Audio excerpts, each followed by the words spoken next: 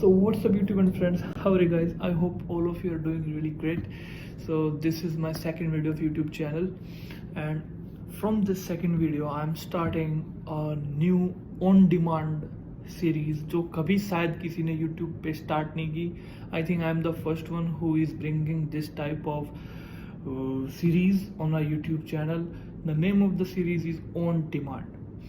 It means now you would be wondering like what is on demand. So on demand is nothing but the fulfillment of your demands given to me. आप जो भी बोलोगे science tech के regarding, आपको अगर कुछ भी चाहिए, आपको अगर 8th क्लास का कोई टॉपिक समझना है और कहाँ से कहाँ तक, आपको अगर कोई मास्टर्स का कोई टॉपिक समझना है, I would be happy to help all of you. आपको अगर कोई गैजेट खरीदना है, आपको कोई फ़ोन, टैबलेट, कैमरा, आपको वो खरीदना और आपको समझ नहीं आ रहा कि मैं कैसे खरीदूँ, मैं बेस्ट प्राइस में बेस्ट कैसे लूँ, क्या स्पेसिफिकेशंस होती हैं, चीज़ें काम कैसे करती हैं, I am happy to answer all of your questions. So your questions, my answers. So this is the series I am talking about. So मैं मेरे एपिसोड की स्टार्टिंग करूँगा एक स्टूडेंट के डिमांड से, और उसकी डिमांड थी कि ऑर्गेनिक रिएक्शंस जो आपके जेई मेंस में, एडवांस में, नीट में जो आपके पूछी जाती है साइंस बैकग्राउंड से, जो केमिस्ट्री का पार्ट है, ऑर्गेनिक केमिस्ट्री का जो पार्ट है, organic reactions mechanism, that is ORM. तो आज हम उसको कवर करेंगे, उस टॉपिक को कवर करेंगे. बट उस पूरे ORM को एक वीडियो में कवर करना इज इम्पॉसिबल. 2-3 घंटे की वीडियो हो जाएगी. So I would be covering first part of ORM mechanism, the OR mechanism, organic reactions mechanism का first part, that is substitution reactions mechanism. तो मैं उसको आज इस वीडियो में कंप्लीट करूँगा, और if I get 50 likes on this video, I would bring the second and third part of the video of the topic in the next video. Okay मेरे पास एक और टॉपिक रेडी है, तो मैं उसके ऊपर भी वीडियो बनाऊंगा. वो टॉपिक आपको जल्द मिलेगा, इस वीडियो के बाद अगले दिन मिलेगा. तो और जब तक इस वीडियो पर 50 लाइक्स नहीं आ जाते, आई would be working on other topics. तो जब आ जाएंगे तो मैं नेक्स्ट पार्ट ले आऊँगा. Don't consider it like I am being greedy for likes. नहीं यार, मुझे थोड़ा पता चलेगा कि कितने लोगों को टॉपिक चाहिए. अगर जब डिमांड होगी, लोगों को अच्छा लगेगा, तभी तो मुझे भी मोटिवेशन मिलेगी ना कि मैं कंटेंट क्रिएट करूंगी इस टॉपिक पे. So I hope you all of my friends understand that. And sorry ये मैंने 50 लाइक्स का क्राइटेरिया रखा, क्योंकि इतना नोन नहीं हूँ ना. 50 तो मेरे लिए बहुत है. कम से कम मेरे क्लास में 50 बच्चे बैठे हों जिन्हें लाइक किया हो, जिन्होंने कि हम 50 लोगों को नेक्स्ट पार्ट चाहिए, then I would happily bring the next part of this video, of this topic. I'm sorry. So हाँ, मैं सारा का सारा कंटेंट इसके बोर्ड पे लिख दूंगा. उसके बाद मैं वीडियो सीधी रिज्यूम करूंगा, क्योंकि मैंने 4 टेक ले चुका. मैंने 4 टेक लिए हैं, और वीडियो 2-1 घंटे की बन रही थी, क्योंकि लिखने में फिर समझाने में टाइम जा रहा था. तो मैं बोर्ड में सबसे पहले सब लिख दूंगा. बोर्ड में लिखने के बाद में I would start explaining the things to you, जिससे वीडियो थोड़ी कॉम्पैक्ट हो जाए. I hope all of you guys don't mind that. So yeah let's do it. सो ये पूरा का पूरा ORM का चार्ट है, पूरी स्ट्रक्चर है कि सारे के सारे टाइप कैसे हैं. ओके मैं साइड हो जाता हूँ, आप देख लो कि सारा का सारा टाइप चार्ट कैसा है इसका, जिससे आपको समझने में प्रॉब्लम नहीं आए. आप चाहो तो स्क्रीनशॉट भी ले सकते हो, ठीक है. हाँ, तो अब आपको बताते हैं कि ये सारे के सारे टाइप्स हैं मैकेनिज्म के, ये काम कैसे करते हैं. उससे पहले हम आते हैं कि बेसिक से स्टार्ट करते हैं कि मैकेनिज्म क्या होता है. तो आपने 8th 10th क्लास में पढ़ा होगा कि H2 plus O2 gives to H2, इसको बैलेंस कर लेते हैं. तो सबने बच्चों ने सोचा था, मैंने भी सोचा था कि यार ये काम कैसे करता है, ये हुआ कैसे. इसका जवाब मैकेनिज्म देता है. समझ में आया? इसका सारा जवाब मैकेनिज्म देगा कि इसके पीछे बिहाइंड इसके साइंस क्या थी, इसके टाइप्स कैसे थे, ये कैसे हुआ. ROR जो रेट ऑफ रिएक्शन होती है, वो डिपेंड किस पे करती है, हीट ट्रांसफर हुई है कैसे हुई, सारा का सारा मैकेनिज्म इन सब पे डिपेंड करता है। बट यहाँ एक कैच है। अब आप सोचोगे कि ये जो ऑर्गेनिक रिएक्शंस मैकेनिज्म है, मैंने पहले लिखा इसीलिए था क्योंकि इतना ऊंचा लिखना पड़ेगा क्योंकि ये वीडियो कवर नहीं हो पाएगी, इसलिए मैं नहीं चाहता था कि लोगों को दिखे कि मैं इधर कैसे लिख रहा हूँ। ठीक है, तो हाँ जी, तो मैं कह रहा था कि जो रेट ऑफ रिएक्शंस है ये सारा का सारा एक कैसे कवर होता है, ये मैकेनिज्म के अंदर डिस्कस्ड है आपके। ठीक है, तो अब हम स्टार्ट करते हैं बेसिकली टाइप से। तो फर्स्ट टाइप है ऑर्गेनिक रिएक्शंस मैकेनिज्म का substitution reaction. Before coming to this मैं आपको बता रहा था, यहाँ कैच बता रहा था। Catch is organic. ऑर्गेनिक क्या होता है? ऑर्गेनिक जहां पे सी इंक्लूड हो जाए। जिस रिएक्शन के अंदर सी आ गया, सी आने का मतलब है कि ऑर्गेनिक रिएक्शंस टेक प्लेस होंगी उधर। ठीक है, सी मींस ऑर्गेनिक। तो आप ध्यान रखना इस बात का, जहां बॉन्ड्स का काम हो ऑर्गेनिक के अंदर, सी के कंटिन्यूएशन में, तो वहां पे आपके organic reaction mechanism take place होगा। रिएक्शन मैकेनिज्म इसके जैसा है बट ऐसा नहीं है। ये सिर्फ ऑर्गेनिक रिएक्शन मैकेनिज्म है कि सारे के सारे जो साइंस है ऑर्गेनिक रिएक्शंस के पीछे, कि कैसे ब्रेक डाउन हुआ, कैसे कैटिनेशन हुआ, सारा का सारा कुछ हम इस मैकेनिज्म में सीखेंगे। तो फर्स्ट मैकेनिज्म इज सब्स्टिट्यूशन। ठीक है, तो सब्स्टिट्यूशन में देखो बेसिकली 3 टाइप्स होते हैं, nucleophilic reaction, electrophilic reaction and free radicals. तो न्यूक्लियोफिलिक रिएक्शन में आपके SN1 SN2। आप सोचोगे ये होते क्या है? आज हम पहला टॉपिक इसी को ही कवर करेंगे, तो घबराओ मत। ठीक है, घबराने की कोई बात नहीं है। उसके बाद आता है एडिशन। ये सिर्फ एक स्ट्रक्चर बता रहा हूं ताकि आपको समझ में आए, जो मेरा जो थॉट ऑफ व्यू है वो मैं आपको डायरेक्ट एक्सप्रेस कर पाऊं। तो ये मैंने पूरा का पूरा ट्राई किया है आपको समझाने के लिए। अब एडिशन बिल्कुल उसके टाइप सेम होते हैं। ये है न्यूक्लियोफिलिक सब्स्टिट्यूशन रिएक्शन, ये है एडिशन न्यूक्लियोफिलिक एडिशन रिएक्शन, ये है इलेक्ट्रोफिलिक एडिशन रिएक्शन, ये है इलेक्ट्रोफिलिक सब्स्टिट्यूशन रिएक्शन। तो दोनों के 3 पार्ट्स और तीनों की टर्मिनोलॉजी सेम है। ओके, सो यस, अब आते हैं आपके एलिमिनेशन रिएक्शन पे। तो देखो एलिमिनेशन रिएक्शन बेसिकली क्या है, आपके किसी भी एलिमेंट को रिमूव करना हो ना रिएक्शन से, उस ग्रुप से, रिएक्टेंट साइड से एक एलिमेंट को एलिमिनेट करना, तो वहां एलिमिनेशन रिएक्शन टेक प्लेस होती है। बेसिकली मोस्टली 2 टाइप्स की होती है, E1 E2। अब देखो E1 E2 क्या होता है? E1 के अंदर आपके 2 स्टेप एलिमिनेशन होती है, जिसके अंदर आप सबसे पहले आपके स्टेप वाइज में कार्बोकेशन इंटरमीडिएट टेक प्लेस लेगा। तो हम इसको भी सेकंड और थर्ड को हम 50 लाइक्स आने के बाद भी इस वीडियो के हम इसको अच्छे से समझेंगे। तो मैं भी ज्यादा टाइम वेस्ट नहीं करता, आपको नॉर्मल मोटा मोटी बता देता हूँ कि ये होता क्या है। E1 के अंदर 2 स्टेप लगेंगे किसी एलिमेंट को रिमूव करने में, और E2 में 1 स्टेप लगेगा एक एलिमेंट को रिमूव करने में। आई hope you understand this. Okay, अब आते हैं रीअरेंजमेंट रिएक्शन। अब आप सोचोगे कि यार हमने सब्स्टिट्यूशन तो हमारी एलिमेंट्री और सेकेंडरी क्लासेस में पढ़ा था, ठीक है, रीअरेंजमेंट क्या होता है ये तो हमने नहीं पढ़ा। बिल्कुल आप सही कह रहे हो, आपने नहीं पढ़ा। आपने एलिमिनेशन, एडिशन, सब्स्टिट्यूशन अपने 9th 8th 7th में, 8th 9th 10th में हमने पढ़ा था। रीअरेंजमेंट बेसिकली क्या होता है कि मैं इसीलिए बात कर रहा था कि जो कार्बन्स होते हैं ना, उनका थोड़ा रिएक्शंस का फंडा अलग होता है। ये जो चेन होती है ना, एक स्ट्रक्चर होती है, अगर स्ट्रक्चर चेंज हुई तो प्रॉपर्टी चेंज हो गई कंपाउंड की। ठीक है, ओके। तो हाँ, अब आपको बता रहा था कि जो चेन है, एक है ये ऑफलाइन पढ़ाने में, ये ऑनलाइन पढ़ाने में ये है कि मैं भूल जाता हूँ पढ़ाते हुए। अब मैं जो पढ़ाता था तब तो मैं बच्चों से पूछता था कि मैं कहाँ था, तो अब मुझे याद करने में क्या पढ़ा रहा था कि हाँ, तो ये थी चेन रिएक्शन।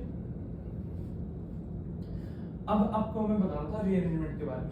हाँ, तो मैं आपको ये बता रहा था कि एक स्टेबिलिटी की नाम की चीज होती है जो हर एक एलिमेंट को अपनी लाइफ में चाहिए, इंसान को भी चाहिए, तो भाई साहब एलिमेंट्स भी डिजर्व करते हैं। तो रीअरेंजमेंट ये अपने आप खुद करेंगे ताकि ये एक स्टेबल फॉर्म में हैप्पीली एवर आफ्टर रह सके।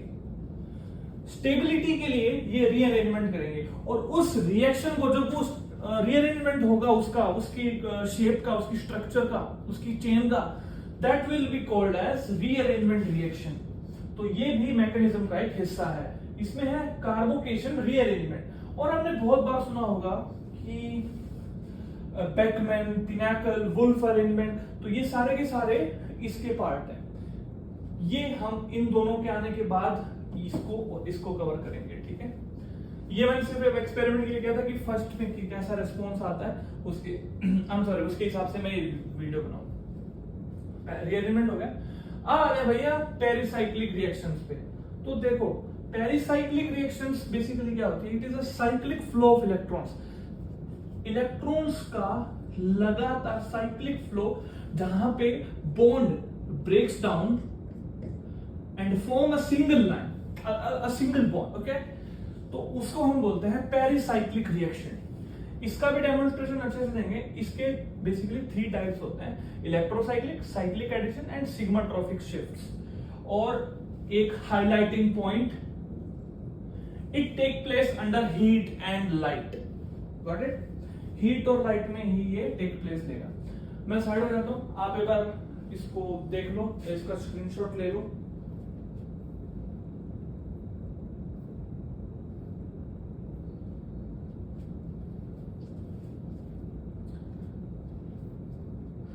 तो अब चलते हैं सब्स्टिट्यूशन पार्ट पे। मैं ये पूरा पार्ट हटा के सब्स्टिट्यूशन का सारा इस बोर्ड पे लिख के आपको फिर से मिलता हूं।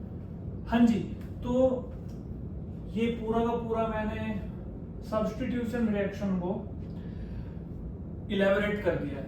आप स्क्रीनशॉट ले लो, और फिर स्क्रीनशॉट लेने के बाद में मैं आपको समझाऊंगा, और आप उससे इसको समझ सकते हो कि सारा कैसे काम कर रहा है, ठीक है। तो आओ शुरू करते हैं। सब्स्टिट्यूशन रिएक्शन के टोटल 3 पार्ट होते हैं। Nucleophilic reaction S1 S1 SN1 SN2 जिसमें आता है। इलेक्ट्रोफिलिक रिएक्शन जिसमें EAS आता है। EAS का मतलब होता है इलेक्ट्रोफिलिक एरोमेटिक सब्स्टिट्यूशन रिएक्शन, ठीक है, एरोमेटिक रिएक्शन।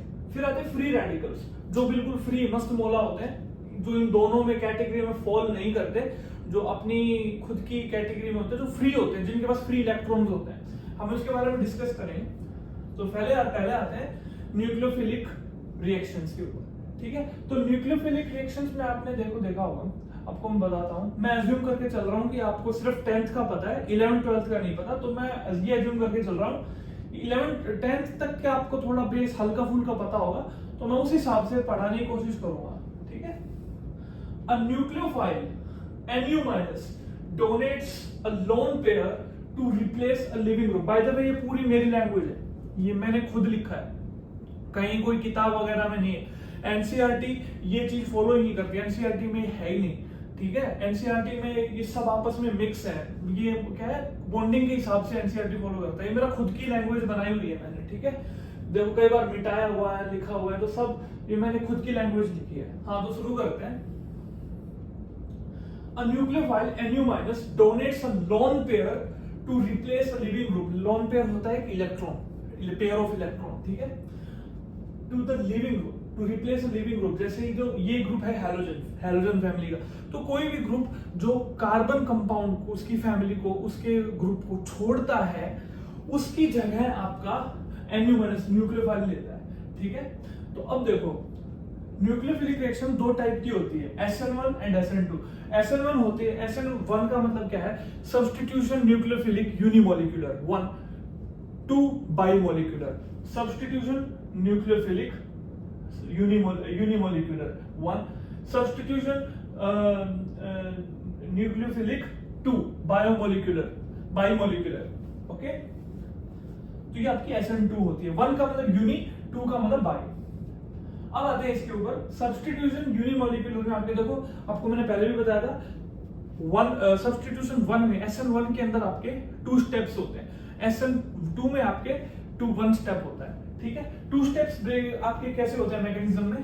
सबसे पहले आपको मैं बताता हूं, जो ROR होता है रिएक्शन का, रेट ऑफ रिएक्शन, वो होता है, डिपेंड करता है सबस्ट्रेट पे। अब सबस्ट्रेट क्या होता है? जो एलिमेंट जो रिएक्ट करेगा, गेट माय पॉइंट, जो कंपाउंड रिएक्टेंट के साथ जो रिएक्ट करेगा, जो आपका रिजल्ट बनाएगा, उसके साथ में जो आपका रिएक्ट करेगा उसको हम सबस्ट्रेट बोलते हैं। First step, leaving group creates carbonation.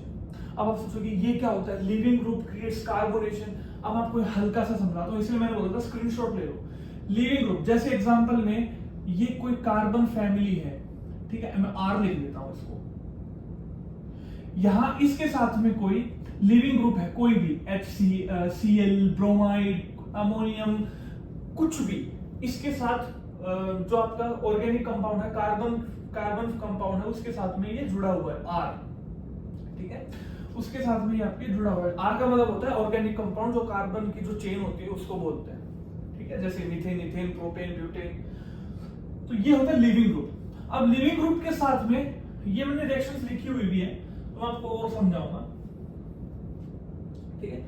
तो आपको मैं बता रहा था कि लिविंग ग्रुप क्रिएट्स कार्बोनेशन। जब ये लिविंग ग्रुप जाएगा ना छोड़ के, जब ये छोड़ के जाएगा लिविंग ग्रुप को, तो यहां ब्लैंक स्पेस बन जाएगा, ठीक है, एक खाली जगह हो जाएगी। जब कहते हैं ना एक कोई छोड़कर जाता है तो आपकी दुनिया में खाली जगह हो जाती है। तो जब लिविंग ग्रुप भी छोड़कर गया तो आर की लाइफ में भी खाली जगह होगी। तो उस खाली जगह को फुलफिल कौन करेगा? उस खाली जगह को फुलफिल कौन करेगा? Nu-, न्यूक्लियोफाइल उसको फुलफिल करेगा, ठीक है। और इसी प्रोसेस को हम SN1 बोलते हैं, कुछ भी नहीं है। और ये सारे के सारे रूल्स हैं इसके, मैं आपको समझाता हूं। फर्स्ट स्टेप में सबसे पहले वो छोड़ के जाता है या छोड़ के जाता है, ठीक है। उसने आपको छोड़ा, सॉरी आपको नहीं छोड़ा, उसने लिविंग ग्रुप ने कार्बन कंपाउंड को छोड़ा, छोड़ते ही यहां पर एक खाली जगह हो गई, कार्बोनेशन। अब यहाँ पे कार्बोनेशन फॉर्म हुआ है, it means the feeling of like the state of instability. अब ये स्टेबल नहीं है, तो इसीलिए यहाँ पर न्यूक्लियोफाइल टेक प्लेस होगा। ये कहेगा तुम वो नहीं तो मैं सही, तो न्यूक्लियोफाइल कहेगा कि आप अपना फ्यूचर मेरे साथ डिसाइड कीजिए। तो ओके, अब देखते हैं आगे। Nucleophile attacks the carbonation. जो न्यूक्लियोफाइल है, वो जो इंस्टेबिलिटी थी, वो जो कार्बोनेशन थी, उसको वो अटैक करके इसको नलीफाई करेगा, जिससे क्या है आपका जो कंपाउंड है वो स्टेबल हो जाए। तो अब ये इसको मैंने अच्छे से यहाँ एक्सप्लेन किया हुआ है। R leaving group. अब जैसे लिविंग ग्रुप छोड़कर जाएगा, ऑब्वियसली हैलोजन फैमिली है जो भी है, ये इलेक्ट्रॉन लेके जाएगा, ठीक है। तो जैसे इसने इलेक्ट्रॉन, ये शेयरिंग तो होती है, कोवेलेंट बॉन्ड्स क्या करती है, शेयरिंग करती है आपस में। तो वो जब अपना इलेक्ट्रॉन लेके जाएगा तो उसके पास माइनस में रहेगा ना, क्योंकि उसने अपना इलेक्ट्रॉन ले लिया, ठीक है। तो R प्लस, वीडियो पे फोकस रखना, सॉरी टॉपिक पे, मेरे हाथ पे फोकस रखना। अब यहां हो जाएगा R प्लस, क्योंकि यहाँ इलेक्ट्रॉन की कमी है, यहाँ माइनस क्योंकि ये ले गया अपना इलेक्ट्रॉन शेयर कोवेलेंट बॉन्ड से तोड़कर। अब आते हैं ह्यूमन बोलना, कोवेलेंट बॉन्ड क्या होता है सर या भैया जो भी है। अब देखो R प्लस अब Nu माइनस के साथ रिएक्ट करेगा, जो न्यूक्लियोफाइल है उसके साथ रिएक्ट करेगा, जिससे क्या बन जाएगा RNU, ठीक है, न्यूक्लियोफिलिक कंपाउंड। समझ में आया? और ये रिएक्शन, अब रिएक्शंस ये होती है स्लो रिएक्शन। इसका ROR स्लो होता है, इसका फास्ट होता है, रेट ऑफ रिएक्शन, कि रिएक्शन कितनी टाइम में टेक प्लेस कर रही है। तो ये फास्ट है, वो स्लो है। ये क्वेश्चन क्या आ सकता है कि न्यूक्लियोफिलिक रिएक्शन में आपके ROR हाई कब होता है, लो कब होता है? हाई कब होगा? जब कार्बोनेशन फॉर्म होगा, और लो कब होगा? जब कार्बोनेशन डिस्ट्रॉय होगा, डेवास्टेट होगा बाय न्यूक्लियोफाइल। समझ आया? अब आगे चलते हैं। ओके, अब आगे चलते हैं। इसका एग्जांपल CH3 का होल थ्राइस CBr2O। अब आप सोचो ये क्या होता है? भैया ये कुछ नहीं होता है, ये टर्सरी ब्यूटाइल, ये C, सबको पता है 4 बॉन्ड होती है, ये है टर्सरी ब्यूटाइल। ब्यूटाइल क्यों बोल रहा हूं? क्योंकि 4 कार्बन है भैया, ठीक है। Tertiary butyl bromide, this is tertiary butyl bromide, okay. अब इसके अंदर क्या था कि ये क्या है, इसको ग्रुप को लीव कर देगा, ठीक है। और लीव अपने आप तो करेगा नहीं, तो भैया यहां पे हमें किसकी जरूरत पड़ेगी? हमें जरूरत पड़ेगी अब H2O, yes, I think yes, if I am not wrong, yes, अपने आप तो होगा नहीं, प्लस H2O। अब ये क्या है भाई, अब आपस में, अब देखना, सब बच्चे को पता होगा, और नहीं भी पता तो मैं हूं बताने के लिए बच्चों को। H2O ये H प्लस OH माइनस में ब्रेक होगा, ठीक है। अब आएंगे यहां पे, जो OH माइनस है, this is nucleophile. OH minus क्या है? न्यूक्लियोफाइल, ठीक है। अब ये OH माइनस जो न्यूक्लियोफाइल है, ये इसके ऊपर अटैक करेगा। पहले Br छोड़ेगा भैया, Br ने इसको छोड़ा, जग सुना सुना लागे रे, ठीक है। अब OH माइनस कहेगा कि तुम हो मेरे साथ तो तुम मुझे डरने की क्या बात। तो OH माइनस इसके साथ रिएक्ट करेगा और Br इसके साथ रिएक्ट करेगा। समझ आया? ये कहेगा कि मुझे इसके साथ नहीं रहना, मुझे तुम अच्छे लग रहे हो, मुझे तुम पसंद आए, तो ये इधर चला जाएगा, ये कहेगा जग सुना सुना लागे रे। तो OH minus is a nucleophile, ये इसके लोनलीनेस को, व्हिच मींस कार्बोनेशन को, सॉरी कार्बोकेशन को डिलीट करेगा, उसकी इंस्टेबिलिटी को रिमूव करेगा, डेवास्टेट करेगा, जिससे क्या है, ये OH इसकी जगह ले लेगा Br की, और Br H2O की जगह ले लेगा, जो हम बेसिक से पढ़ते आ रहे हैं, जिसको डिस्प्लेसमेंट रिएक्शन बोलते हैं, उसकी तरह, ठीक है। ओके, मुझे जाना है कहीं, तो मैं जल्दी इसको कवर अप करता हूँ। 7:40 हो गए, 8 बजे मुझे कहीं पहुंचना है, तो रात के हो रहे हैं वैसे, बाय द वे, तुम्हारे लिए बहुत मेहनत करता हूँ। तो नो कार्बोकेशन, सॉरी, अब आते हैं रीअरेंजमेंट हायरार्की पे। अब यहाँ पे मैं आपको बताता हूँ रीअरेंजमेंट जरूरी क्यों है, क्योंकि जब ये आपको एलिमेंट जब जगह छोड़ेगा और जब ये टेक प्लेस करेगा, तो इसकी जो कंसिस्टेंसी है, इसकी जो कंपोजिशन है, वो डिफरेंट होती है। तो टर्शियरी, सेकेंडरी, प्राइमरी, इसकी रीअरेंजमेंट हायरार्की होती है। आप अगर SN1 रिएक्शन अप्लाई करोगे तो टर्शियरी को ये सबसे ज्यादा वैल्यू देगा, समझ आए। अगर कोई भी कंपाउंड है तो वो टर्शियरी में सबसे पहले रीअरेंज होगा, क्योंकि tertiary is the most stable condition in terms of SN1 reaction. समझ में आया? Okay, good. इसलिए हमने टर्शियरी ब्यूटाइल ब्रोमाइड को एग्जांपल में कंसीडर किया था। अब आते हैं SN2 बाइमोलिक्यूलर। तो बाइमोलिक्यूलर के अंदर एक स्टेप कंसर्टेड, मैंने आपको सर पहले बताया था इंट्रो में, जब वो पूरा मैंने स्ट्रक्चर बताया था। कंसर्टेड का मतलब सिंगल स्टेप में आपके रिएक्शन का सारा काम हो जाता है। तो इस सिंगल स्टेप में न्यूक्लियोफिलिक रिएक्शंस टेक प्लेस लेंगी। न्यूक्लियोफिल, अब आपको एक बात बताता हूं, यहां पे न्यूक्लियोफाइल डायरेक्ट अटैक करेगा, ठीक है।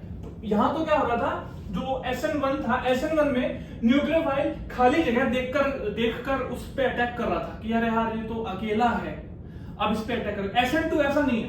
SN2 रिएक्शन में क्या होता है, वो वेट नहीं करता, वो कहता है तू निकल, तू चाहे छोड़ मत छोड़, मुझे ये चाहिए, मैं इसके साथ जाऊंगा। तो ये क्या करेगा, जो न्यूक्लियोफाइल, इसमें नहीं, ये एक और बात मैं आपको बताऊंगा अभी, तो वो क्या करेगा, न्यूक्लियोफाइल NU माइनस क्या करेगा, बिना वेट किए सीधा सिंगल स्टेप में ही सीधा कार्बोकेशन पे अटैक करेगा, उस एलिमेंट को रिमूव करके डायरेक्टली ये न्यूक्लियोफिलिक रिएक्शन टेक प्लेस करेगी। अब कैसे, अभी बताते हैं। तो देखो RLG प्लस NU, हाँ ये इसका था, ओके, ये लिविंग ग्रुप होता है, प्लस ये देखो ये डायरेक्टली सीधा, ये स्टेप सीधा का सीधा SN2 रिएक्शन में हुआ है। SN1 के अंदर पहले ये हुआ था, RLG ने R और LG लिविंग ग्रुप ने पहले छोड़ा था, जिससे कि आयंस फॉर्म हुए थे, R+ एंड LG-। यहां ये सब इसने नाटक नहीं किए, इसने ये सीधा आया, सीधा का सीधा इसको रिप्लेस कर दिया, जिससे क्या है, न्यूक्लियोफिलिक कंपाउंड बन गया। और LG जो अपने LG वो डिवाइस नहीं, कंपनी नहीं, लिविंग ग्रुप, तो लिविंग ग्रुप अपने आप साइड हो गया। SN2 रिएक्शन में ये होता है। अब कैच कहां है, फर्क कहां है, और गारंटी से एग्जाम में भी आपके पूछा जा सकता है, क्या पूछा जा सकता है कि टर्शियरी कंपाउंड SN1 में होता है SN2 में, इस टाइप का क्वेश्चन पूछा जा सकता है। तो आपको याद रखना है कि नो टर्शियरी, कहीं लिखा था मैंने, yes, no tertiary due to steric hindrance. Steric hindrance की वजह से क्या होगा, आप टर्शरी कंपाउंड के अंदर SN2 अप्लाई नहीं कर सकते, और ये एग्जाम में क्वेश्चन पूछा जा सकता है टू जज your basic knowledge about carbocation and organic reactions mechanism. ठीक है, इस चीज का ध्यान रखना, no tertiary due to steric hindrance, consider ही नहीं करना, टर्शरी कभी नहीं आएगा SN2 में, मेरी बात याद रखना। और प्रायोरिटी में क्या होगा, प्रायोरिटी में आपका होगा प्राइमरी से पहले आता है आपका मिथाइल। यस, कहां है मिथाइल, कहां है, यस, प्राइमरी में आपके पहले ये 3 हायरार्की होती है। देखो टर्शरी कंसीडर भी नहीं किया इसके अंदर, समझ आया? तो methyl, primary and then secondary. Okay, और इसका एग्जांपल देखो, एग्जांपल लिखा है क्या मैंने, ये रहा, इसमें मैंने इथाइल लिया है CH3CH2Br that is ethyl bromide, sorry हाँ, प्लस OH।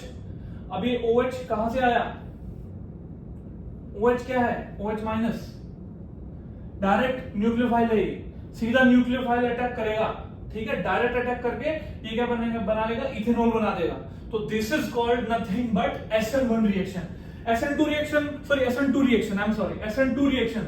ये क्या है, SN2 रिएक्शन, ये वाली, समझ आया? जहां पे सिंगल स्टेप के अंदर न्यूक्लियोफिलिक रिएक्शन ने टेक प्लेस लिया, न्यूक्लियोफाइल ने अटैक किया है। न्यूक्लियोफाइल अटैक करेगा अगर किसी कार्बोकेशन पे, तो उसको न्यूक्लियोफिलिक रिएक्शन बोलते हैं। सिंगल स्टेप में किया तो SN2, डबल स्टेप में किया तो SN1। Not my point, SN1 के अंदर टर्शरी प्रायोरिटी रहेगी, SN2 के अंदर मिथाइल प्रायोरिटी में रहेगा। आई बात समझ में? मिथाइल के बाद में इथाइल, ऐसे करके ये अपना काम करेगा, समझ आया? Good, I hope this is clear. Now we will come towards electrophilic aromatic substitution. अब इलेक्ट्रोफिलिक में क्या होता है, इलेक्ट्रोफिलिक में जो आपके इलेक्ट्रॉन्स होते हैं, और ऑब्वियसली नाम ही जब इलेक्ट्रोफिलिक है तो इलेक्ट्रोफिल है, जो इलेक्ट्रॉन्स होते हैं वो बेसिकली यहाँ पे आपके प्लस चार्ज का होता है, जिसको हम इलेक्ट्रोफाइल बोलते हैं। वो न्यूक्लियोफाइल था Nu माइनस, इलेक्ट्रोफाइल होगा Eu प्लस। अब मैं इसके बारे में भी बताऊंगा कि होता क्या है बेसिकली। तो electrophile replaces a hydrogen on an aromatic ring. ये सिर्फ एरो, इसीलिए तो EAS लिखा है, एरोमेटिक कंपाउंड, एरोमेटिक सब्स्टिट्यूशन के लिए ही EAS यूज होगा भैया। EAS सिर्फ और सिर्फ एरोमेटिक के लिए यूज होगा। एरोमेटिक क्या होते हैं आपके, बेंजीन होगा, बेंजीन होता है, जो आपके कलर की जो डाई होती है ना, आपने देखा भी होगा पानी के अंदर, आप जब नीले रंग की वो उजाला वाली डाई डालते हो तो वो कुछ ऐसे पानी के अंदर जाता है, तो वो एक प्रॉपर्टी होती है एरोमेटिक कंपाउंड की। एरोमेटिक कंपाउंड का मेन एग्जांपल है बच्चों, आई थिंक ये दिस बेंजीन रिंग। एक सेकेंड, आई एम सॉरी, ये कई दिनों बाद कर रहा हूं ना। यस, मैं सोचूं ये पकौड़ी कैसे बना दी मैंने। हाँ, बेंजीन, ठीक है, तो ये बेंजीन रिंग है। तो बेंजीन रिंग ही एक तरह का एरोमेटिक कंपाउंड होता है। ओके, अब यहां पे क्या है, एक इलेक्ट्रोफाइल होगा जो बेंजीन रिंग के साथ रिएक्ट करेगा, उस पे अटैक करेगा। ठीक है, तो उससे फिर क्या होगा आपके, हम आपको इसका आपको एक डायरेक्टली स्ट्रेट आंसर बताता हूं। इसका स्ट्रेट आंसर क्या है, पहले इलेक्ट्रोफाइल बेंजीन रिंग पर अटैक करेगा, जो आपके प्लस वैलेंसी का होगा, जो पॉजिट्रॉन होगा आपका, तो वो आपके सीधा का सीधा क्या करेगा, आई एम सॉरी मुझे थोड़ी लेट हो रही है, मैं जल्दी करता हूं। तो वो क्या करेगा, एरोमेटिक कंपाउंड पे डायरेक्ट रिएक्ट करेगा। रिएक्ट करने के बाद में क्या होगा, हाइड्रोजन रिमूव होगा। लेकिन जब वो पहले उसके साथ रिएक्ट करेगा ना, तब हाइड्रोजन एक बार के लिए रिमूव नहीं होगा, ये फर्स्ट स्टेप होगा। टोटल 2 स्टेप्स होते हैं, सॉरी 2 स्टेप्स होते हैं। पहले में अटैक किया, अटैक करने के बाद में वो जो एरोमेटिक कंपाउंड था वो नॉन एरोमेटिक बन जाएगा फॉर टेम्परेरी कंडीशन। ठीक है, और उसको हम बोलेंगे एरिमिक आयन। जब कोई इलेक्ट्रोफाइल इसके साथ रिएक्ट करेगा और वो यहां जुड़ेगा, तो ये एक बार के लिए पॉजिटिव बन जाएगा, है ना भाई, प्लस है, पॉजिट्रॉन है, पॉजिटिव वैलेंसी का है, पॉजिटिव चार्ज का है। जब इसके साथ जुड़ेगा तो एक बार के लिए प्लस बन जाएगा, तो ये अपनी एरोमेटिसिटी को खो देगा, जो एरोमेटिक कंपाउंड की जो प्रॉपर्टीज होती है उसको खो देगा। फिर क्या करेगा, ये हाइड्रोजन को रिमूव करेगा। हाइड्रोजन रिमूव करके इसकी एरोमेटिसिटी वापस आ जाएगी। This process is nothing but electrophilic aromatic substitution. ठीक है, हाइड्रोजन E प्लस आया, इलेक्ट्रोफाइल आया, और उसके बीच में इतने दौरान में क्या हुआ, आपका क्या हुआ कि एरोमेटिसिटी गायब हो गई, एरोमेटिसिटी प्रॉपर्टी गायब हो गई, ओके, टेम्परेरीली। उसके बाद में क्या हुआ, हाइड्रोजन ने इस ग्रुप को लेफ्ट किया। व्हाट्सएप पे लिखा था ना this buddy group the left the group, तो वैसे ही इसने क्या किया, hydrogen left the group, okay, उसको ब्लॉक कर दो हाइड्रोजन को। तो हाइड्रोजन ने जब जैसे लेफ्ट किया तो एरोमेटिसिटी फिर से रिस्टोर हो गई। इसका मेन एग्जांपल है नाइट्रेशन, NO2+। अब देखो न्यूक्लियोफाइल ऐसा नहीं, हलवा नहीं कि अपने आप बन जाएगा, अपने आप नहीं बनता, इसको बनाना पड़ता है। तो फर्स्ट स्टेप में क्या होगा, रिएजेंट्स। इसमें क्या है, HNO3 H2SO4, ये रिएक्शंस आप याद कर सकते हो, और इसके बहुत सारे एग्जांपल्स हैं, वो भी आप देख सकते हो। एक एग्जांपल इजी पड़ता है तो याद रहता है, HNO3 नाइट्रिक एसिड और सल्फ्यूरिक एसिड, तो ये आपस में रिएक्ट करेंगे, बनेगा तो बहुत बड़ा, लेकिन लास्ट में आपको जो चाहिए वो ये बनेगा, NO2+। खाली ये नहीं बनेगा, बनेगा तो बहुत सारे बाई प्रोडक्ट्स बनेंगे, लेकिन हमें तो NO2+ चाहिए ना भैया।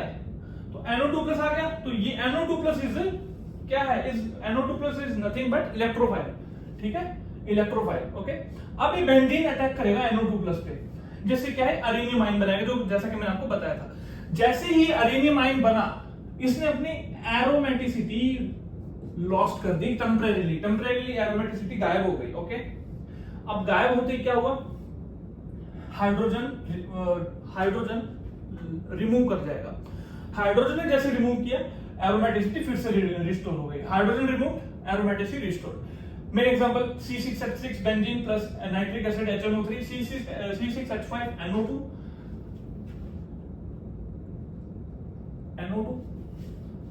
H2O अलग हो गया। तो this is nothing but EAS, electrophilic aromatic substitution. अब देखो एक्टिवेटिंग ग्रुप और डीएक्टिवेटिंग ग्रुप, इस रिएक्शन को एक्टिवेट करने के लिए, डीएक्टिवेट करने के लिए ये एलिमेंट्स, ये कंपाउंड्स आपके जो ग्रुप होते हैं, सॉरी, ये रेस्पॉन्सिबल होते हैं।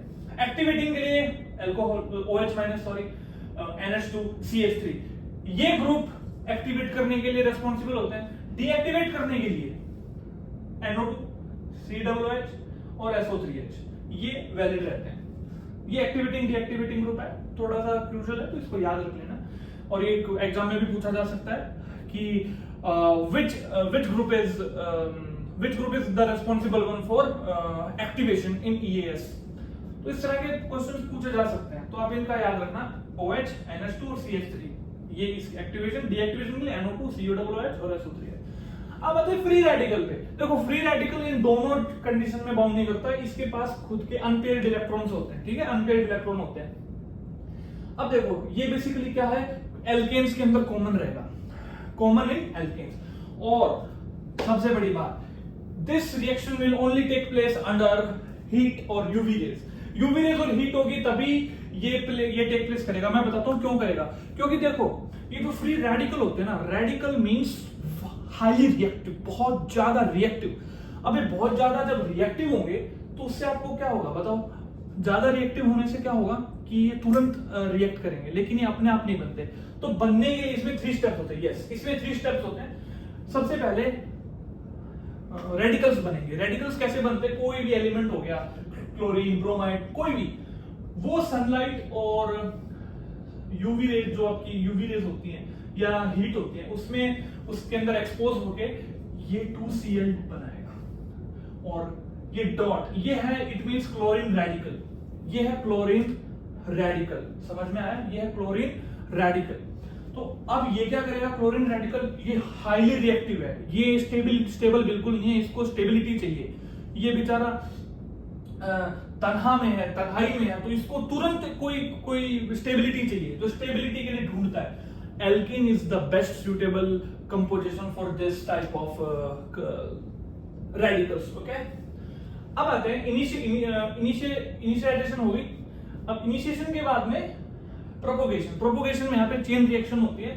चेन रिएक्शंस क्या होती है, देखो CH4 प्लस Cl, ये जो आपको मैंने रेडिकल बताया था, ये रिएक्ट करेगा इसके साथ में, ये CH3 ये बनाएगा मिथाइल रेडिकल बनाएगा। मिथाइल रेडिकल और HCl ये आपस में रिएक्ट करके बनाएगा, और मैं बता देता हूँ कैसे होगा।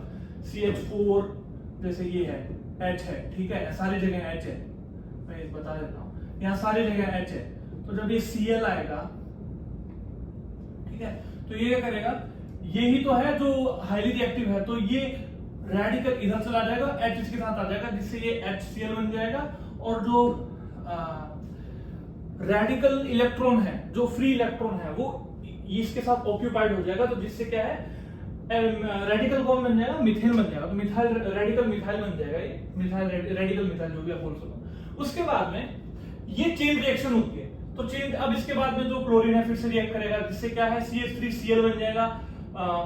ये फिर से बता देता हूँ कैसे होगा, सेम इसको लो, ठीक है, ये लो, यहाँ कर देता हूँ फटाफट, तो आने इसको समझ में आ जाएगी। CH3 और यहाँ डॉट है, वो सॉरी वो फ्री इलेक्ट्रॉन है, डॉट नहीं है, जो फ्री इलेक्ट्रॉन है रेडिकल वो है।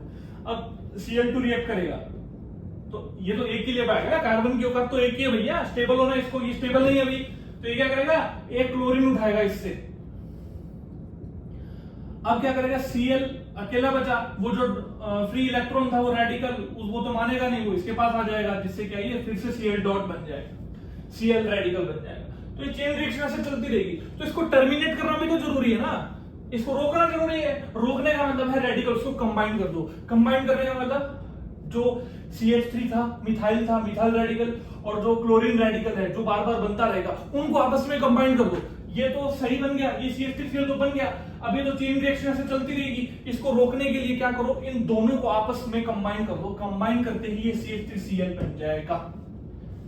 ओके, आई होप, तो मेरा भी टाइम हो गया, आई होप आपको वीडियो समझ में आई हो, और अच्छी लगे तो प्लीज इसको शेयर करना, और ये टॉपिक अच्छा लगे, और आपको अगर इसका नेक्स्ट पार्ट चाहिए जहाँ पे मैं एडिशन रिएक्शन और एलिमिनेशन रिएक्शन को इंक्लूड करूंगा, तो प्लीज इस पे वीडियो पे 50 लाइक्स थोड़े कम है, अगर आ जाए तो जैसे ही आएंगे मैं इसका सेकंड और थर्ड पार्ट लेके आऊंगा। और वेट फॉर मी, कल मैं आपके लिए एक नई ऑन डिमांड की सीरीज में नया एपिसोड लाऊंगा, वो टॉपिक आपको कल पता चलेगा, किसी और की भी डिमांड थी इस पे, तो मैं उस टॉपिक को लेके आऊंगा। आई होप ये वीडियो आपको अच्छी लगी हो, so bye bye, take care and don't trouble anyone. चलो बाय।